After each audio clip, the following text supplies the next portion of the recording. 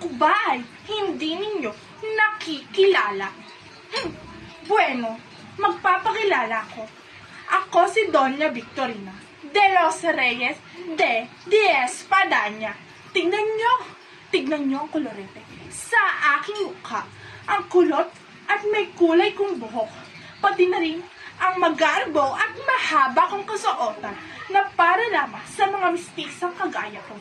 Kaya kayong mga Indyo singitim ng eta, dapat igalang nyo ako.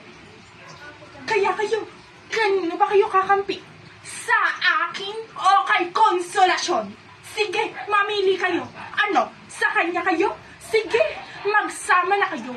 Magsama na lahat ng pangit at mga peke sa impyerno. Dahil kami mga mistisa at magaganda lamang ang mapupunta sa langit.